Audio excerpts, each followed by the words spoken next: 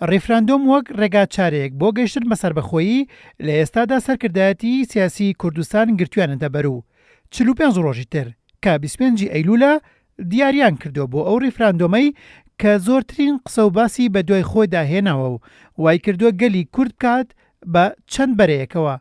پرسیارەوەیە ئێستا کاتێتی ڕێفراندۆم ئەنجام بدرێت کە چەندین ساڵە گەلی کورد خوێن دەڕێژێت بۆ سەربەخۆیی.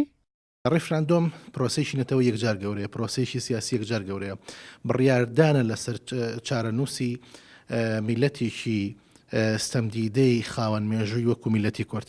بۆیە لە ئێستادا دەبێ هەموو ئەو ئالیەت و میکانیزمەی کە پێویستە بۆ ئەنجامدانی ئەو پرۆسەیە فراهەم بکرێ، ئەو سابڕیاری ئەوە بدرێ کە ڕێفراندۆم بکرێت لە کاتی خۆیان یاننا.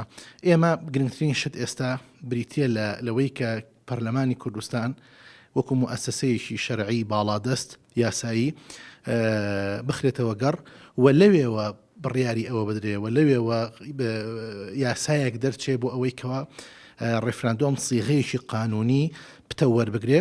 دەوڵەتی کوردی ئامانجی هەموو تاشێک ینی بەتاکوتەراگەر لە کووردا هەبێ حەز بەوە نەکات کە دەوڵەتی کوردی بێ. بەڵام ئایا ئەتوانێت کاتی ئێستا و کاتێک کە دیاری کراوە بۆ ڕێفراندۆم گونجاو لەبارە پێم وایە کۆمەڵەکەم و کوڕی زۆری هەیە. یەکێک لەوانە لە ڕووی بنەما و بنەما شەرعەتی یاسایی ئەو دەستەی کە قەراری ڕێفراندۆمی داوەوە ئەو شەرعەتی یاسایی نییە کە ئەو قەرارەدا. دوجار ئەگەر چارەسەری کێشەی یاسایی ڕێفراندۆمیش کرا، ڕێفراندۆم پێویستی دەوڵەتی کوردی پێویستی بە زەمینە سازیە، چ لە ڕووی ئابووریەوە، چ لە ڕووی ینی کۆمەڵایەتیەوە، قەنەعەتی خەڵک، ئامادەیی خەڵک بۆ ئەوەی کە تەقبولی ئەم حاڵدە بکات، چ بەتایبەت لە ناوچە کێشە کوردستانەکانی دەرەوە یاریمی کوردستاندا کە من ڕێژەی کورد ینی بەو ئەندازەیە زۆرتر نییە لەوانی ترکە ئەگەر بەشێک لە کورد مقاتعی کە یاخود دەنگ بە نەخێردات دوجار معادلەکە تووشی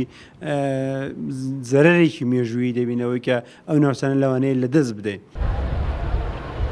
تا نزیک دەبینەوە لەوادەی ڕێفراندۆم بۆ چوونە جیاوازەکانیش زیاد دەبن لەگەڵ ئەوەی بەرەی نەخێریش هەیە بۆ سەربەخۆیی کوردستان، بەڵام بۆ چوونێکی تر لەگەڵ سەربەخۆیدان، بەڵام دەیانەوێت ڕێفراندۆم دوا بکەوێت تا هەموو ئامادەکاریە ناوخۆی و نێودەوڵەتەکان دەکرێت بۆ ڕێفراندۆم بۆ ئەوەی هەمووان پێکەوە بڵێین بەڵێ بۆ ڕێفراندۆم.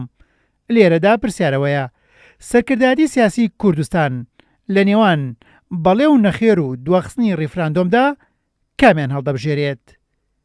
هێمن قادر، کورسات نیوز، سلێمانی.